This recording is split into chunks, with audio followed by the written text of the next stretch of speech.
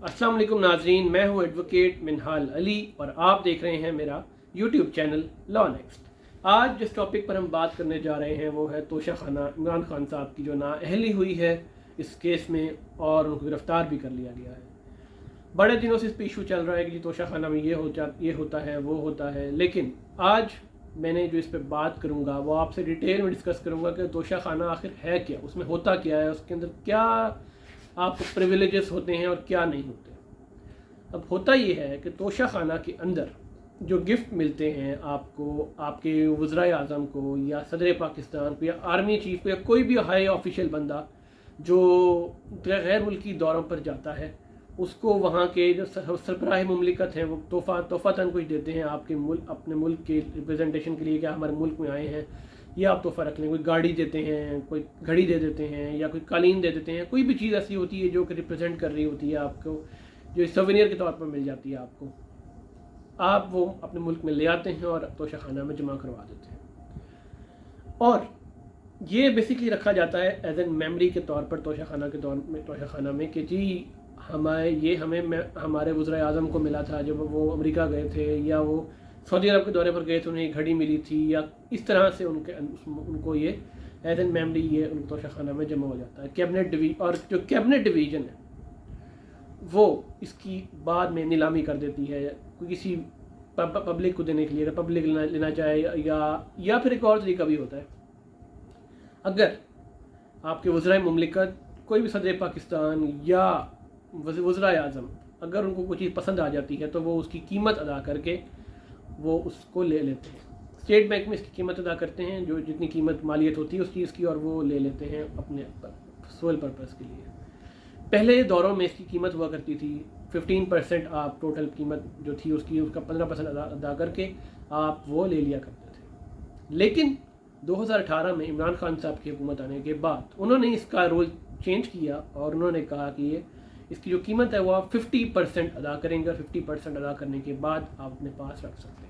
उसके बाद में आप बेच भी सकते हैं या जो मर्ज़ी आपको करना है वो आपकी अपनी प्रॉपर्टी 50% पेमेंट के बाद। और अगर वो आपके पास है या आपने ख़रीद ली है तो वो आपको अपने गोशवारों में शो करनी पड़ती है।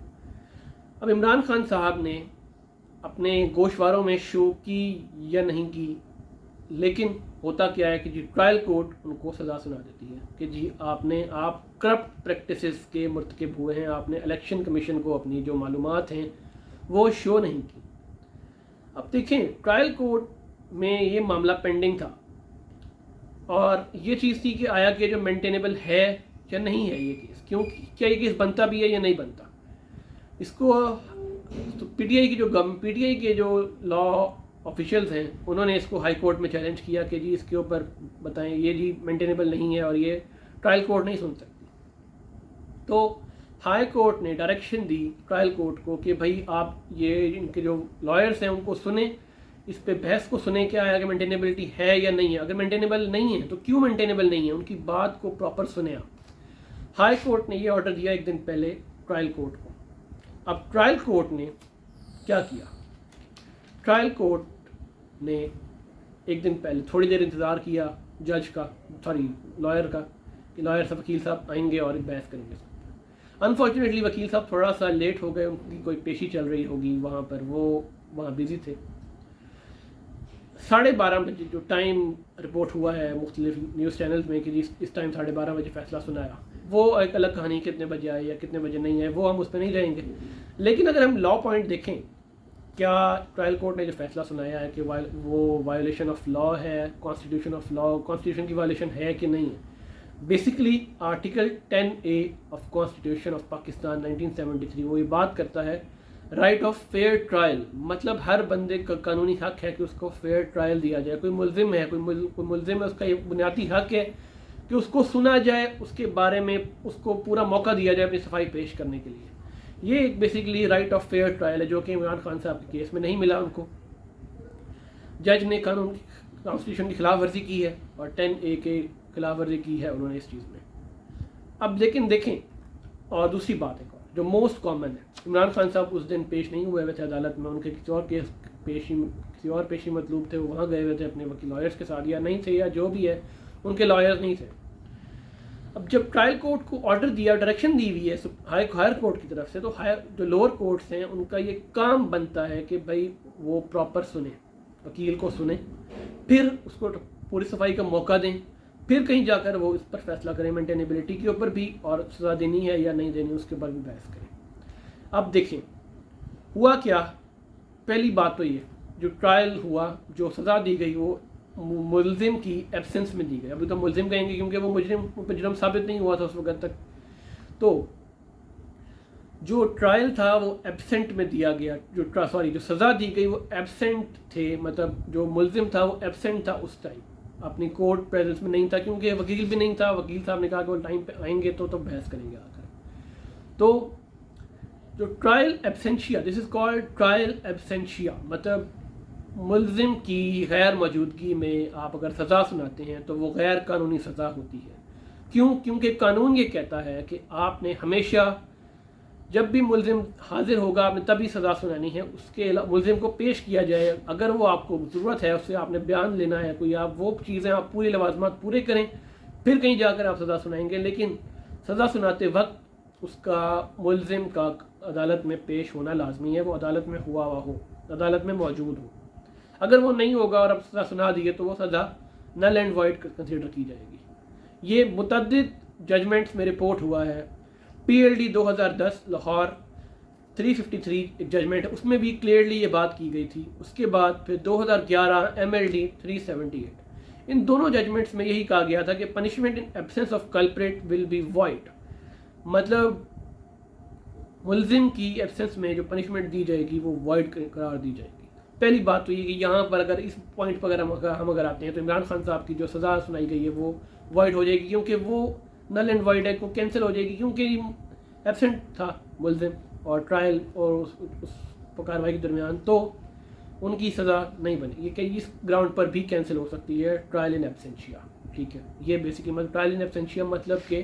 ملزم کی غیر حاضری میں سزا سنائی ہوئی ہے تو وہ کینسل آؤٹ ہو جائے گی، وہ سزا کالعدم کنسیڈر کر دی جائے گی آپ کی ہائر اتھارٹیز کی طرف سے۔ ٹھیک ہے،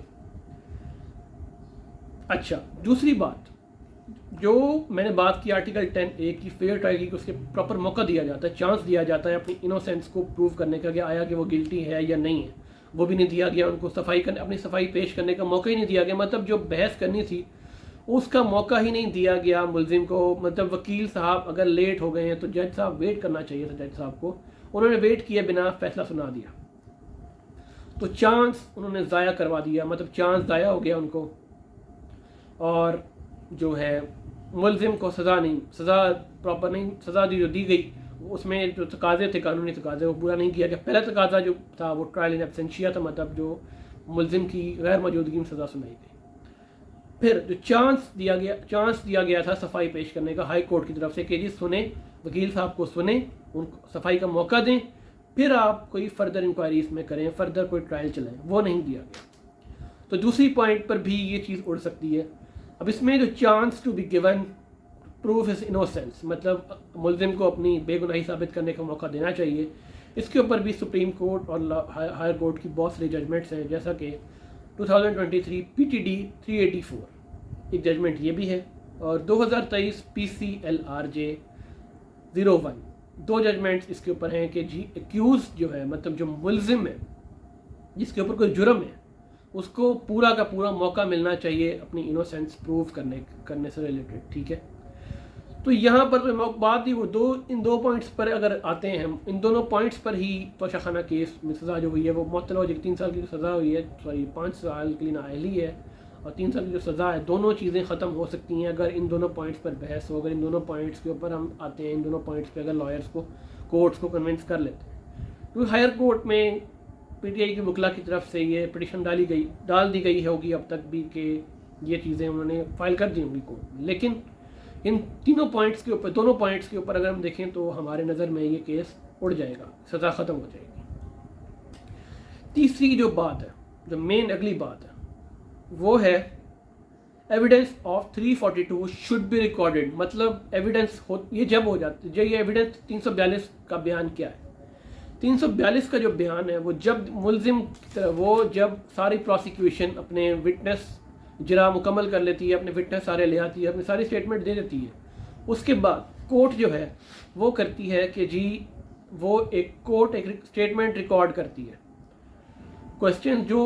प्रोसिक्यूशन ने जो क्वेश्चन पूछे होते हैं, जो विटनेस लाई होती है, उनमें से क्वेश्चन निकाल कर वो मुलजिम को दे देती है या मुलजिम के वकील को दे देती है कि आप ये जी क्वेश्चन बताएं, आपने जो आपके बारे में ये इल्ज़ाम आपके ऊपर लगा हुआ है कि आप इसको सच मानते हैं या नहीं मानते। तो 342 के अंडर वो ये बयान रिकॉर्ड करवाता है अपना कि अगर वो मान लेगा अपने बयान तो ठीक है, वो कहेगा हाँ जी ठीक है मैं मानता हूँ। अगर वो कहेगा नहीं मेरे पर ये इल्ज़ाम है तो ये सारा रिकॉर्ड करेगा 342 का बयान रिकॉर्ड होगा। उसके बाद कहीं जाकर सज़ा के ऊपर बातचीत होगी कि सज़ा बनती है या नहीं बनती। तो ये पॉइंट मिस कर दिया गया कोर्ट की तरफ से कि कोर्ट ने ये तीनों चीज़ें मिस कर दी। ना फेयर ट्रायल का मौका दिया गया, ना अपनी इनोसेंस प्रूव करने का मौका दिया गया, ना 342 का बयान रिकॉर्ड हुआ इस केस के अंदर। इसके अंदर जो मेन जजमेंट है इसके अंदर 2023 YLR 1094 वो एक क्लियर बात करती है कि जी एविडेंस रिकॉर्ड होना लाजमी है किसी भी क्रिमिनल केस के अंदर। तो ये बेसिकली चीज़ें मिस की गई इस पूरे प्रोसेस के अंदर। जो अरेस्ट हुआ वो भी गलत था, उसके अंदर नहीं था, वो इस्लामाबाद पुलिस को डायरेक्शन थी, लाहौर पुलिस ने अरेस्ट किया, वो एक अलग बहस है कि जी ऐसा नहीं करना चाहिए था। क्योंकि एक अगर वो अरेस्ट करेंगी तो डायरेक्शन देंगी, लाहौर पुलिस को डायरेक्शन देती है, इस्लामाबाद पुलिस को डायरेक्शन, इस्लामाबाद पुलिस आए लेके जाए, वो लाहौर पुलिस लेके जा रही है उनको लाहौर वहाँ पे इस्लामाबाद में। ये चीज़ें इंतहाई गलत फैसला मैं समझता हूँ कि ये हुआ है, क्योंकि कानूनी लवाजमात को पूरा नहीं किया गया। जब तक लॉ की पूरे पॉइंट्स को पूरा नहीं किया जाएगा तब तक आप सज़ा नहीं सुना सकते। अब देखिए ना, ये चारों चीज़ें आर्टिकल 10A की वायलेशन भी है। तीनों चीज़ें मतलब 342 का बयान ना रिकॉर्ड कराना क्रिमिनल प्रोसीजर कोड की खिलाफ वर्जी है, और इनोसेंस को प्रूव ना करना ये आर्टिकल 10A की खिलाफ वर्जी है कि जी इनोसेंस आपकी गिल्ट मुलजिम के खिलाफ जो भी सबूत है उसको फेयर ट्रायल का हक तो दें आप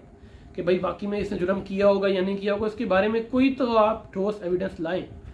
अभी तक हाई कोर्ट ने सिर्फ ऑर्डर दिया हुआ है कि जी आप इनकी केस को सुने, मेंटेनेबिलिटी के ऊपर बहस करें कि मेंटेनेबल है या नहीं, उसके बाद आगे चलें। ना उन्होंने ना जज साहब ने इसके ऊपर बहस की, बहस करने का मौका दिया केस उनको वकील साहब को, ना उन्होंने इस चीज़ को मौका दिया कि वो अगले एविडेंस अपने कोई गवाह लाएं या कोई और मौका लाएं। उन्होंने बस जल्दबाजी में फैसला कर दिया। तो मेरे ओपिनियन में ये चीज़ जो है आज नहीं तो कल या 2-4 दिन में ये चीज़ उड़ जाएगी हाई कोर्ट से या सुप्रीम कोर्ट में, जहाँ भी पिटीशन जाएगी ये उड़ जाएगी, क्योंकि कानूनी लवाजमात पूरे नहीं हैं। तो बेसिकली ये था मेरा आज का वीडियो अगर आपको पसंद आई हो तो उसको लाइक करें और सब्सक्राइब करें, और मज़ीद वीडियोस देखने के लिए मेरा चैनल सब्सक्राइब भी कर सकते हैं। बहुत शुक्रिया।